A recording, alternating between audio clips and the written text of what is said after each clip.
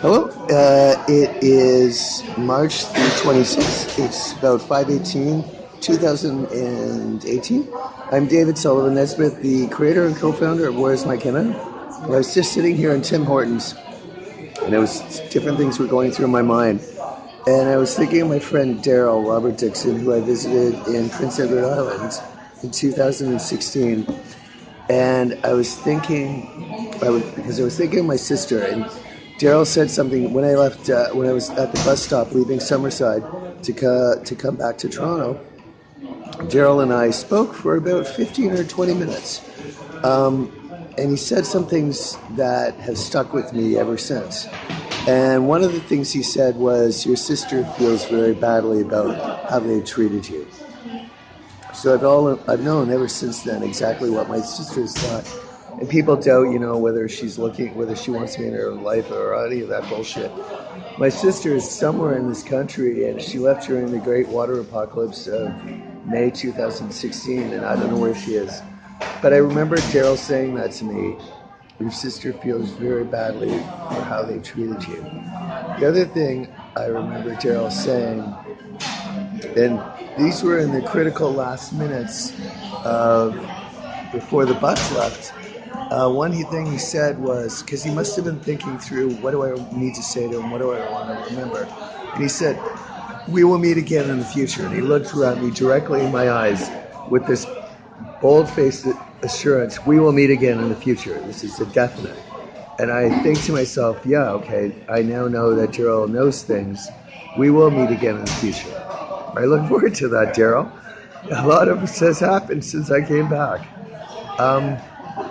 There was one other thing, a third thing Daryl said to me right before I left. I got on the bus. My foot was on the bus. I was up on the first level. And I turned around and I looked at him.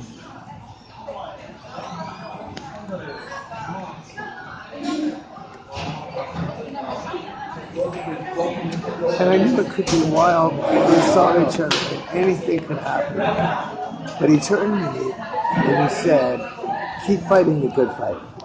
And I thought, coming from Daryl to say that to me is a real compliment.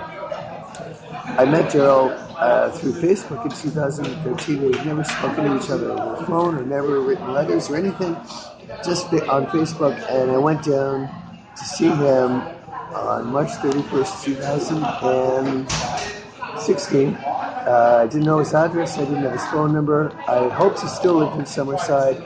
And I spent the next 10 weeks with him, and he taught me how to communicate with God better than I had before.